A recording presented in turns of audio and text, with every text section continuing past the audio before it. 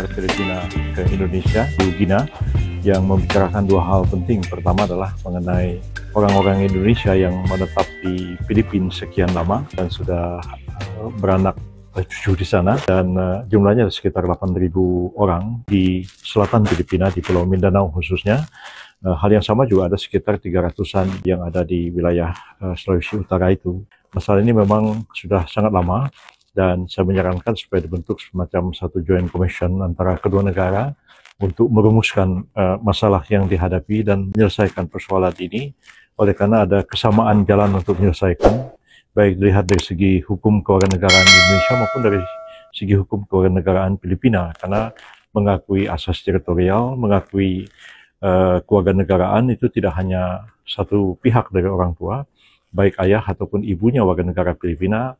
dan anak itu lahir di Filipina, dia bisa menjadi warga negara Filipina. Kita pun juga menganut hal yang sama. Jadi sejumlah orang Indonesia yang ada di Filipina itu mesti kita selesaikan, dan pertama-tama memang harus didata dan diregistrasi. Oleh karena anak-anak yang lahir di sana itu sebagian besar tidak mempunyai akte kelahiran di Filipina, tidak terdaftar, dan saya kira perlu diselesaikan masalah ini mengingat hubungan baik antara kedua negara. Yang kedua itu adalah masalah Mary Jane Veloso, itu wanita Filipina yang dijatuhi hukuman mati karena kasus narkotika, dan sekarang ini ditahan di penjara Yogyakarta, dan hampir saja yang bersangkutan itu dieksekusi hukuman mati beberapa waktu yang lalu pada masa pemerintahan Presiden Jokowi. Tetapi Presiden Filipina itu menulis surat kepada Presiden Jokowi supaya warganya itu diampuni, dan keberadaan dia itu diperlukan untuk memberikan satu testimoni terhadap tindak pidana yang menyangkut orang lain yang ada di Filipina dan sedang diadili, dan kesaksian dia dianggap sangat penting untuk membuka tabir kasus yang sedang diadili di pengadilan Filipina itu.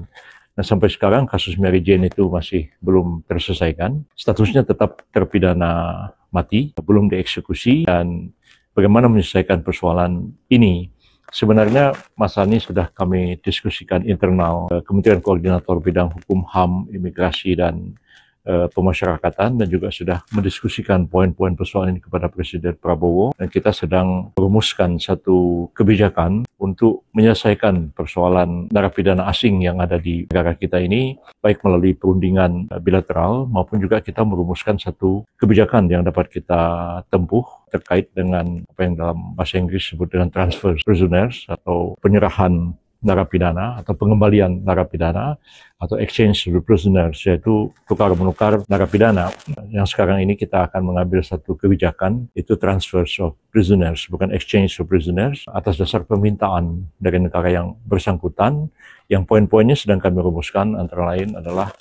pengakuan dari negara yang bersangkutan atas kedaulatan hukum negara kita, menghormati putusan pengadilan negara kita setelah negara yang bersangkutan, baik kepala negaranya maupun menteri kehakiman atau yang setara, kita memohon kepada pemerintah kita untuk narapidana warga negaranya dikembalikan ke negaranya. Kita akan membahas, mempertimbangkan case by case, dan kalau memang layak untuk dipertimbangkan dikembalikan ke negaranya, maka narapidana warga negara asing itu kita serahkan ke negaranya untuk menjalani hukuman di sana seperti yang diputuskan oleh pengadilan kita di sini. Jadi kalau pengadilan kita di sini menghukum penjara di 20 tahun, atau hukuman seumur hidup, atau hukuman mati, ya dikembalikan ke negaranya, putusan pengadilan kita itu tetap berlaku.